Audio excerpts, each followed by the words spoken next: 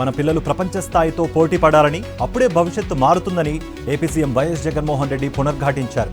ఉన్నత విద్యారంగంలో ఏపీ ప్రభుత్వం కీలక ఒప్పందం చేసుకుంది. ప్రముఖ విద్యా పోర్టల్ ఎడెక్స్తో సీఎం క్యాంపు కార్యాలయంలో ఏపీ విద్యాశాఖ ఒప్పందంపై సంతకం చేసింది. ఈ ఎంఓయూకు సీఎం జగన్ అధ్యక్షత వహించి మాట్లాడారు. ఆంధ్రప్రదేశ్ చదువుల చరిత్రలో ఇదొక సువర్ణ అధ్యాయం అన్నారు. రైట్ టు ఎడ్యుకేషన్ అనేది పాత నినాదం అని చెప్పారు. పిల్లలకు నాణ్యమైన విద్య అనేది హక్కు, ఇది ఇక కొత్త నినాదం అని ఆయన అన్నారు.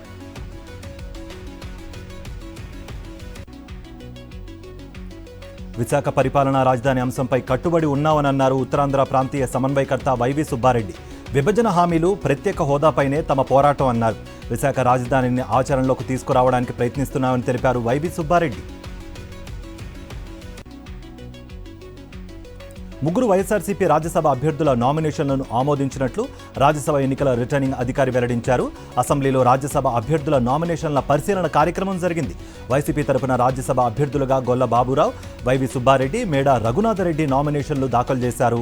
అవసరమైన డాక్యుమెంట్లన్నీ సమర్పించడంతో ఆమోదించినట్లుగా రిటర్నింగ్ అధికారి తెలిపారు. అటు ఎమ్మెల్యేలు సంతకాలు లేకుండా పమ్మసాని ప్రభాకర్ నాయుడు నామినేషన్ దాఖలు చేయగా అధికారులు దాన్ని తిరస్కరించారు. ఇక నామినేషన్ల ఉపసంహరణకు ఈ నెల 20 వరకు గడువు ఉండగా ఆ రోజున ఏకగ్రీవమైన అభ్యర్థుల జాబితాను అధికారులు ప్రకటించారు. ఈ నెల 20న సీఎం వైఎస్ జగన్ ఒంగోలు పర్యటనకు వస్తున్నట్లుగా ఎమ్మెల్యే బాలినేని శ్రీనివాసరెడ్డి చెప్పారు. అదే రోజు నగరంలో 25,000 మంది పేదల కోసం సిద్ధం చేసిన ఇళ్ల స్థలాలను ముఖ్యమంత్రి చేతుల మీదుగా లబ్ధిదారులకు అందించనున్నట్లుగా వెల్లడించారు. అర్బన్ లేఅవుట్కు పరిశీలించిన బాలినేని శ్రీనివాసరెడ్డి టీడీపీ నేతల తీరుపై మండిపడ్డారు. పేదలకు ఇళ్ల పట్టాలను అడ్డుకునేందుకు కోర్టులో పిల్ వేయడాన్ని తీవ్రంగా తప్పుపట్టారు. ఇదేం రాజకీయం అంటూ మండిపడ్డారు. ఇలాంటి నీచ రాజకీయాలను తన జీవితంలో చూడలేదన్నారు. ఉమ్మడి విశాఖ జిల్లాలో టీడీపీ, జనసేనల మధ్య సీటు సర్దుబాటు పంచాయతీ కొనసాగుతోంది. మొత్తం 7 అసెంబ్లీ స్థానాలు, 1 ఎంపీ సీటు కేటాయించాలని జనసేన డిమాండ్ చేస్తోంది. వీటిలో భీమిలి, గాజువాక, పెందుర్తి, యలమంచిలి, చోడవరం, విశాఖ సౌత్, పాయకరావుపేట అసెంబ్లీ స్థానాలతో పాటు అనకాపల్లి ఎంపీ సీటు ఉన్నాయి. అయితే జనసేన బలాన్ని బట్టి 2 సీట్లకు మించి ఇచ్చేది లేదంటున్నాయి టీడీపీ వర్గాలు. ఇచ్చిన స్థానాలతో జనసేన సరిపెట్టుకోవాలంటున్న టీడీపీ నేతల కామెంట్లపై జనసేన నాయకులు, కార్యకర్తలు గుర్రుగా ఉన్నట్లు తెలుస్తోంది. సీఎం వైఎస్ జగన్తో పాటు రాష్ట్ర ప్రభుత్వాన్ని లక్ష్యం చేసుకుంటూ నర్సాపురం ఎంపీ కె రఘురామకృష్ణరాజు ప్రజా ప్రయోజన వ్యాజ్యం దాఖలు చేయడం వెనుక దురుద్దేశాలున్నాయని ఏజీ శ్రీరామ్ హైకోర్టుకు నివేదించారు. ఆయన తన వ్యక్తిగత కక్షతోనే ఈ వ్యాజ్యాన్ని దాఖలు చేసినట్టుగా తెలిపారు. అంతేకాక తన గురించి అనేక వాస్తవాలను తొక్కిపెట్టి ఆయన ఈ వ్యాజ్యాన్ని దాఖలు చేశారని కోర్టు దృష్టికి తీసుకొచ్చారు. రఘురామ దాఖలు చేసిన వ్యాజ్యం రిట్, పిల్ నిబంధనలకు విరుద్ధంగా ఉందన్నారు. జనసేనలో హరిరామ జోగయ్య లేఖ కలకలం రేపింది. 60 అసెంబ్లీ సీట్లు జనసేన తీసుకోవాలని సూచించారు హరిరామ జోగయ్య. అందులో 40 సీట్లకు అభ్యర్థులను సూచిస్తూ పవన్కు లేఖ రాశారు. ఉభయ గోదావరి జిల్లాలో జనసేనకు 13, ఉమ్మడి విశాఖలో 7, కృష్ణా, గుంటూరు, ప్రకాశం, నెల్లూరు జిల్లాల్లో 7 సీట్లకు అభ్యర్థులు ప్రకటించారు. రాయలసీమ జిల్లాలో 9, శ్రీకాకుళం, విజయనగరం జిల్లాలో 5 సీట్లకు పేర్లు ప్రతిపాదించారు. నర్సాపురం, కాకినాడ, మచిలీపట్నం, అనకాపల్లి, రాజంపేట, విజయనగరం ఎంపీ సీట్లు జనసేనకే ఇవ్వాలని సూచించారు.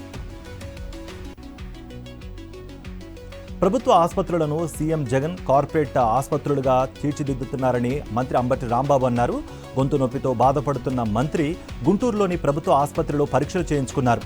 ఆసుపత్రి సూపరింటెండెంట్ కిరణ్ కుమార్ నేతృత్వంలో వైద్య పరీక్షలు చేశారు. ప్రభుత్వ ఆసుపత్రుల్లోనే మెరుగైన వైద్యం అందుతుందనే నమ్మకంతో జీజీహెచ్కు వచ్చారని అంబటి తెలిపారు. ఈఎన్టీ విభాగంలో పరీక్షలు చేశారని చెప్పారు. ముఖ్యమంత్రి వైఎస్ జగన్మోహన్ రెడ్డి సిద్ధం సభను విజయవంతం చేసేందుకు వైఎస్ఆర్ కాంగ్రెస్ పార్టీ శ్రేణులు సిద్ధమవుతున్నాయి. ఈ నెల 18వ తేదీన అనంతపురం జిల్లా రాప్తాడులో సిద్ధం సభ జరగనుంది. రాయలసీమ జిల్లాలకు చెందిన వైఎస్ఆర్ కాంగ్రెస్ పార్టీ నేతలు, కార్యకర్తలు ఈ కార్యక్రమంలో పాల్గొనున్నారు. లక్షలాది మంది హాజరయ్యే సీఎం జగన్ సిద్ధం సభ కోసం ముమ్మరంగా ఏర్పాట్లు జరుగుతున్నాయి. టీడీపీ నేత సోమిరెడ్డి చంద్రమోహన్ రెడ్డిపై తీవ్రస్థాయిలో ధ్వజమెత్తారు మంత్రి కాకాణి గోవర్ధన్ రెడ్డి. ప్రత్యక్ష రాజకీయాల్లో ఎదుర్కోలేక కోర్టులను అడ్డం పెట్టుకుని తనపై అసత్య ఆరోపణలు చేశారని మండిపడ్డారు. అత్యున్నత దర్యాప్తు సంస్థ సీబీఐ తనకు క్లీన్ చిట్ ఇవ్వడంతో సోమిరెడ్డికి ఏం మాట్లాడాలో తెలియడం లేదన్నారు.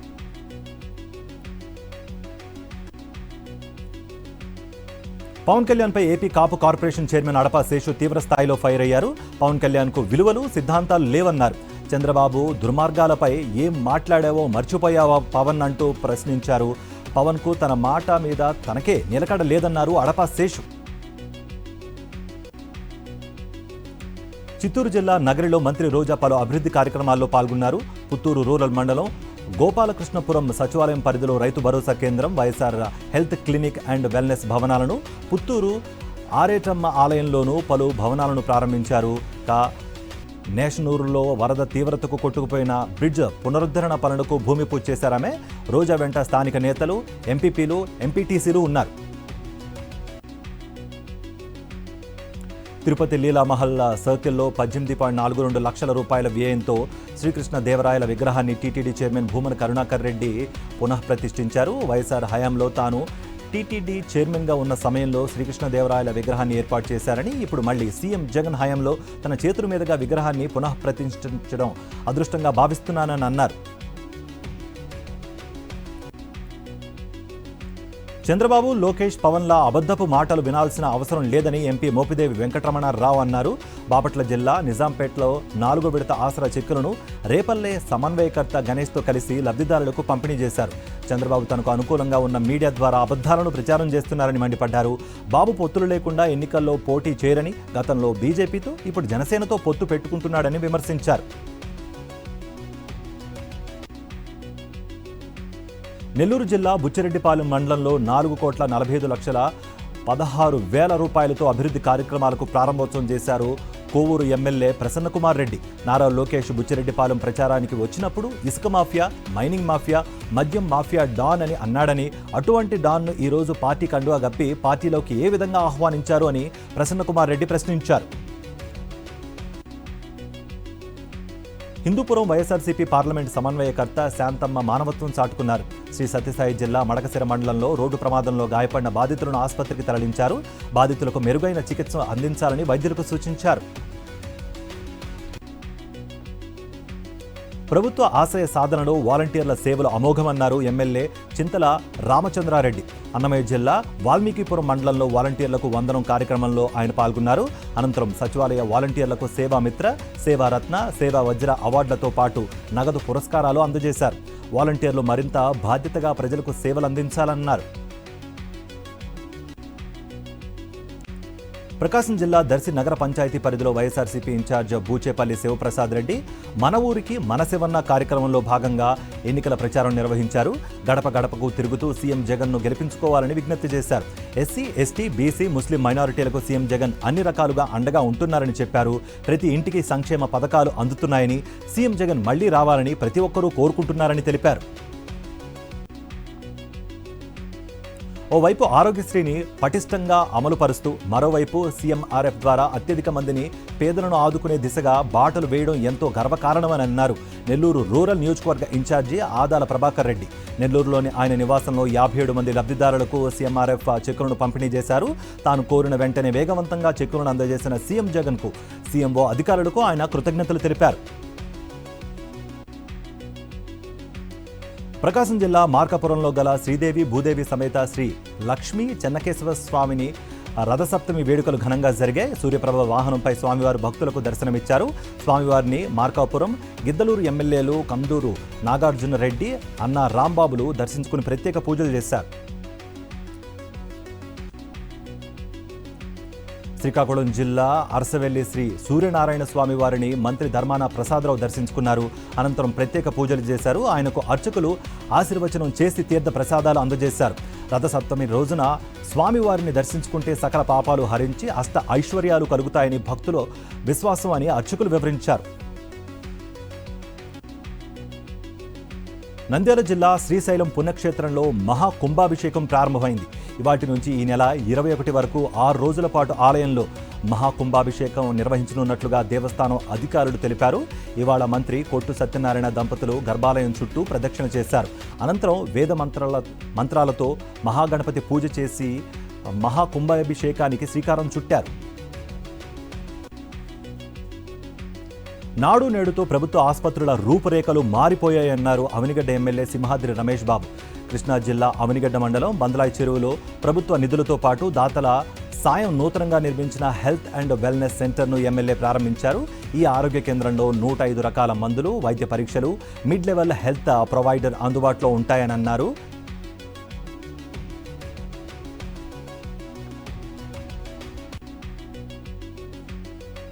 తెలంగాణలో చిత్తశుద్ధితో కులగణన చేస్తామని మంత్రి పొన్నం ప్రభాకర్ తెలిపారు.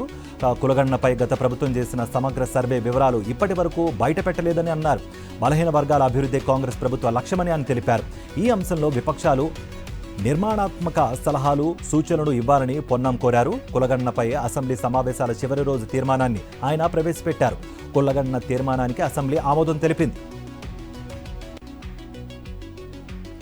ఆదిలాబాద్ జిల్లాను అభివృద్ధి చేయడానికి దివంగత ముఖ్యమంత్రి డాక్టర్ వైఎస్ రాజశేఖర రెడ్డి ప్రయత్నించారని అన్నారు ఎమ్మెల్యే గడ్డం వినోద్. ఆయన మరణంతో అభివృద్ధి అటకెక్కిందని 0 అవర్లో గుర్తు చేశారు వినోద్.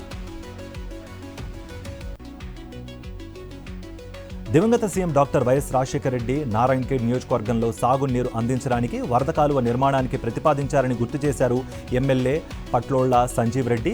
శాసనసభ 0 అవర్లో ఈ విషయాన్ని గుర్తు చేశారు ఎమ్మెల్యే సంజీవ్ రెడ్డి. ఆయన మరణం తర్వాత ఇప్పటికీ ఆ ప్రతిపాదనలు అమలు కాలేదని ఆవేదన వ్యక్తం చేశారు. ఇప్పటికైనా వరద కాలువల ద్వారా చెరువులు నింపాలని, ఫ్లడ్ ఫ్లో కెనాల్ నిర్మాణానికి కృషి చేయాలని కోరారు. గంధమల్లి ప్రాజెక్టును నిర్మించడానికి దివంగత మహానేత డాక్టర్ వైఎస్ రాజశేఖర రెడ్డి ప్రతిపాదించారని అన్నారు ఆలూరు ఎమ్మెల్యే బీర్ల ఐలయ్య. బీఆర్ఎస్ ప్రభుత్వం స్వార్థంతో బస్వాపూర్ రిజర్వాయర్ ఎత్తు పెంచారని అన్నారు. గంధమల్లి ప్రాజెక్టును పూర్తిగా విస్మరించారని ఆవేదన వ్యక్తం చేశారు బీర్ల ఐలయ్య. తెలంగాణ కాంగ్రెస్లో భారీగా చేరికలు జరిగాయి. బీఆర్ఎస్ నుంచి నేతలు హస్తం పార్టీలో చేరారు. వికారాబాద్ జడ్పీ చైర్పర్సన్ పట్నం సునీతా మహేందర్ రెడ్డి, రంగారెడ్డి జిల్లా జడ్పీ చైర్పర్సన్ అనితారెడ్డి, హైదరాబాద్ మాజీ మేయర్ బొంతు రామ్మోహన్, కంచర్ల చంద్రశేఖర్ రెడ్డి కాంగ్రెస్ కండువా కప్పుకున్నారు. తెలంగాణ రాష్ట్ర వ్యవహారాల ఇన్ఛార్జ్ దీప్ దాస్ మున్షి పార్టీలోకి ఆహ్వానించారు. బీజేపీ జాతీయ ప్రధాన కార్యదర్శి బండి సంజయ్ సంచలన వ్యాఖ్యలు చేశారు. 8 మంది బీఆర్ఎస్ ఎమ్మెల్యేలు, 5 సిట్టింగ్ బీఆర్ఎస్ ఎంపీలు తమతో టచ్లో ఉన్నారంటూ బాంబు పేల్చారు. ఎట్టి పరిస్థితుల్లో బీఆర్ఎస్తో పొత్తు ఉండబోదని స్పష్టం చేశారు. బీఆర్ఎస్తో తమ పార్టీకి పొత్తు లేదని, కేసీఆర్ డ్రామాలు ఆడుతున్నారని ఫైర్ అయ్యారు. బీఆర్ఎస్ ఎమ్మెల్యేలు, ఎంపీలు బీజేపీతో టచ్లో ఉన్నారనే కేసీఆర్ పొత్తు అంటూ డ్రామా ఆడుతున్నారని మండిపడ్డారు. Telangana inter second year English ప్రాక్టికల్స్లో తప్పులు దొరికాయి. నేడు జరిగిన ఇంటర్ ఇంగ్లీష్ ప్రాక్టికల్స్ పరీక్షలో ఫైనాన్స్ మినిస్టర్ హరీష్ రావు అంటూ ప్రింట్ చేశారు. విద్యార్థులకు ఇచ్చిన ప్రశ్నాపత్రంలో గత ప్రభుత్వ ఆర్థిక మంత్రి హరీష్ రావు పేరు ఉండడంతో చర్చనీయాంశంగా మారింది. ప్రభుత్వం మారిన మంత్రుల పేర్లు మారకపోవడంపై లెక్చరర్లు ఆగ్రహం వ్యక్తం చేస్తున్నారు. అయినా విద్యార్థుల పరీక్షల్లో రాజకీయ నాయకుల పేర్లు ఎందుకని ప్రశ్నిస్తున్నారు.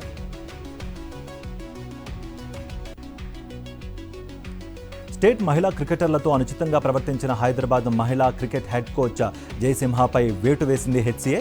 జయసింహపై విచారణకు ఆదేశించిన హెచ్సీఏ మహిళా క్రికెటర్లను వేధించినట్లు జయసింహపై చర్యలు తీసుకుంది. మహిళా క్రికెటర్ల రక్షణకు భంగం కలిగితే సహించేది లేదని హెచ్సీఏ స్పష్టం చేసింది.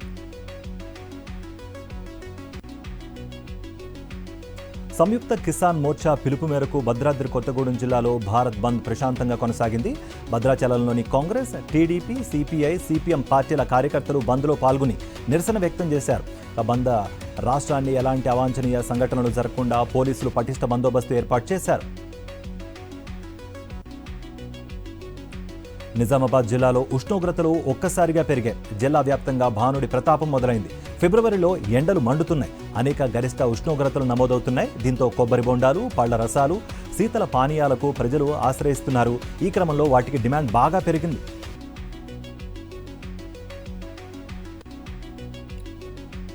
పెద్దపల్లి జిల్లా మంతనిలో బీఆర్ఎస్కు షాక్ తగిలింది. గత కొద్ది రోజులుగా ఉత్కంఠగా మారిన మంతని మున్సిపల్ రాజకీయాలకు తెరపడింది.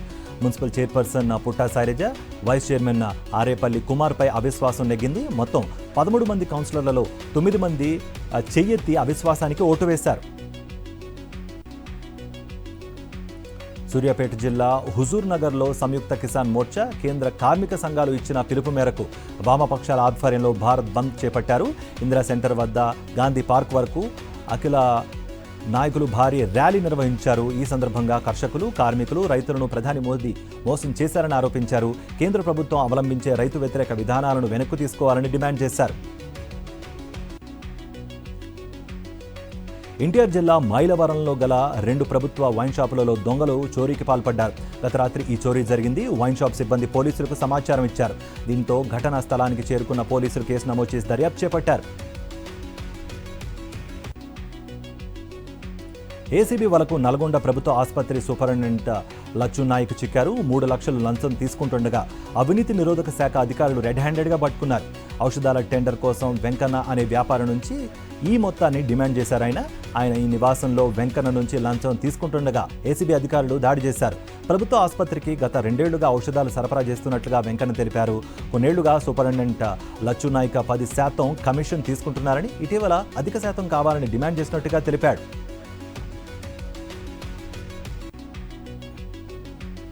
అదనపు కట్నం వేధింపులకు హైదరాబాద్లో వివాహేత బలైంది. 2019 నవంబర్ 22న భట్ట అభిలాష్ అమరావతి వివాహం కాగా భర్త అత్తమామల వేధింపులకు తట్టుకోలేక అమరావతి ఫ్యాన్కు ఉరివేసుకుని చనిపోయింది. అమరావతి ఆత్మహత్యకు భర్త అత్తమామలే కారణమని మృతురాలి తల్లిదండ్రులు, సోదరుడు ఫిర్యాదు చేయగా పోలీసులు కేసు నమోదు చేసుకుని విచారణ చేపట్టారు.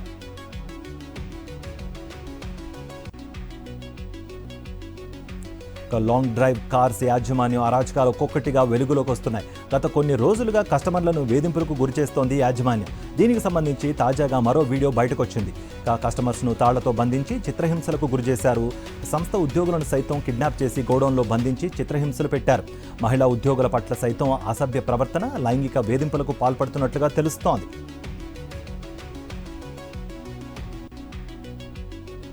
నేషనల్ న్యూస్ కూడా చూద్దాం. అన్నదాతల సంక్షేమం ప్రయోజనాల కోసం కేంద్రం అనేక పథకాలు అమలు చేస్తోందన్నారు ప్రధానమంత్రి నరేంద్ర మోదీ. రైతులకు బ్యాంకు రుణాలు అందేలా గ్యారంటీ ఇస్తున్నామని తెలిపారు. రైతులు ఢిల్లీ చలో ఆందోళన నేపథ్యంలో హర్యానాలో పర్యటించిన ప్రధాని మోదీ రేవాడి, ఎయిమ్స్ సహా 9,750 కోట్ల విలువైన ప్రాజెక్టులకు శంకుస్థాపనలు చేశారు.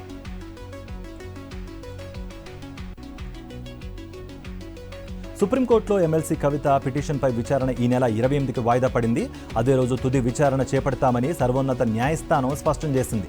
లిక్కర్ కేసులో ఈడీ నోటీసులను సుప్రీంలో సవాల్ చేశారు కవిత. తనపై చర్యలు తీసుకోకుండా ఆదేశించాలని కోరారు. నళిని, చిదంబరం, అభిషేక్ బెనర్జీ పిటిషన్లతో కలిపి కవిత పిటిషన్ విచారిస్తామని తొలుత కోర్టు తెలిపింది. అయితే ఈ 3 పిటిషన్ల వేటికవి భిన్నమైనవని తాజాగా ప్రకటించారు జస్టిస్ బేలా త్రివేది. నళిని, చిదంబరం, అభిషేక్ పిటిషన్లతో కాకుండా కవిత పిటిషన్ను ప్రత్యేకంగా విచారిస్తామని తెలిపారు. ముంబైలోని ఛత్రపతి శివాజీ ఇంటర్నేషనల్ ఎయిర్పోర్ట్లో షాకింగ్ ఘటన వెలుగులోకి వచ్చింది. వీల్ చైర్ లేని కారణంగా 80 ఏళ్ల ప్రయాణికుడు నడుచుకుంటూ వెళ్లి కుప్పకూలిపోయాడు. అక్కడికక్కడే ప్రాణాలు విడిచాడు. ఫిబ్రవరి 12న ఈ ఘటన చోటు చేసుకుంది. తన భార్యతో కలిసి న్యూయార్క్ నుంచి ఎయిర్ ఇండియా విమానంలో ముంబైకి చేరుకున్నాడు బాధితుడు. భార్యాభర్తలు ఇద్దరికీ ముందుగానే వీల్ చైర్స్ బుక్ చేశారు. అయితే ఎయిర్పోర్ట్లో వీల్ చైర్స్ షార్టేజ్ కారణంగా వారికి ఒక చక్రాల కుర్చీ మాత్రమే ఇచ్చారు అధికారులు. సార్వత్రిక ఎన్నికల ముందు కాంగ్రెస్ పార్టీకి కేంద్రం భారీ షాక్ ఇచ్చింది. కాంగ్రెస్ బ్యాంకు ఖాతాలను ఫ్రీజ్ చేసింది. కేంద్ర ఆర్థిక శాఖ పరిధిలోని ఆదాయ పన్ను శాఖ, కాంగ్రెస్, యూత్ కాంగ్రెస్ సహా మొత్తం 9 అకౌంట్లను ఇన్కమ్ ట్యాక్స్ విభాగం స్తంభింపజేస్తున్నట్లుగా ఆరోపించారు కాంగ్రెస్ పార్టీ ట్రెజరర్ అజయ్ మకాన్. శుక్రవారం నుంచి తాను జారీ చేసిన చెక్కులు బ్యాంకుల్లో చెల్లడం లేదని పేర్కొన్నారు. ఇది ప్రజాస్వామ్యంపై దాడి అంటూ కేంద్ర ప్రభుత్వంపై తీవ్ర స్థాయిలో ఆగ్రహం వ్యక్తం చేశారు. 3.71 లక్షల కోట్ల అంచనాలతో కర్ణాటక అసెంబ్లీలో బడ్జెట్ ప్రవేశపెట్టారు ముఖ్యమంత్రి సిద్ధరామయ్య. రాష్ట్ర శాసనసభలో ఆయన బడ్జెట్ ప్రవేశపెట్టడం ఇది 15వసారి. కేంద్ర బడ్జెట్లో కర్ణాటకకు తీవ్ర అన్యాయం జరిగిందంటూ మండిపడ్డారు సిద్ధరామయ్య. రాష్ట్ర ప్రయోజనాలు పరిరక్షించడంలో గత ప్రభుత్వం ఘోరంగా విఫలమైందంటూ బీజేపీని టార్గెట్ చేశారాయన. ముఖ్యమంత్రి వ్యాఖ్యలపై ప్రతిపక్ష సభ్యులు అభ్యంతరం వ్యక్తం చేయడంతో సభలో గందరగోళం తలెత్తింది. కాంగ్రెస్ ఎంపీ రాహుల్ గాంధీ భారత్ జోడో న్యాయ యాత్రలో ఆసక్తికర ఘటన చోటు చేసుకుంది. బీహార్లో యాత్ర కొనసాగుతుండగా రాహుల్ ప్రయాణిస్తున్న వాహనాన్ని డ్రైవ్ చేశారు ఆర్జేడీ నేత తేజస్వి యాదవ్. న్యాయ యాత్రలో పాల్గొనేందుకు రెడ్ కలర్ వ్రాంగ్లర్ జీప్లో వచ్చిన తేజస్వి రాహుల్ గాంధీతో పాటు ఇతర నేతలను అందులో ఎక్కించుకున్నారు. తానే స్వయంగా జీప్ డ్రైవ్ చేసి ఇరు పార్టీల కార్యకర్తల్లో జోష్ నింపారు. దీనికి సంబంధించిన ఫోటోలను ఎక్స్లో షేర్ చేశారు తేజస్వి.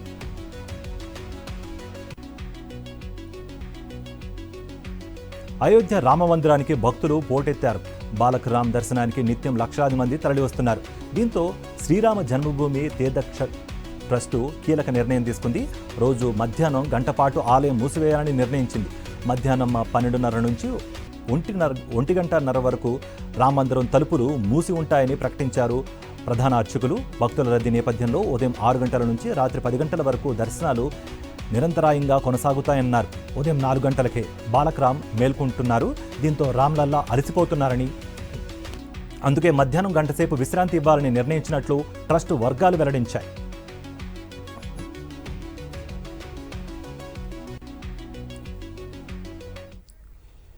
టెస్టుల్లో 500 వికెట్ల క్లబ్లో అశ్విన్ చేరారు. 98 టెస్టుల్లో 500 వికెట్లు తీశారు రవిచంద్రన్ అశ్విన్. భారత్ తరపున 500 వికెట్లు తీసిన రెండో బౌలర్గా అశ్విన్ రికార్డు సృష్టించాడు.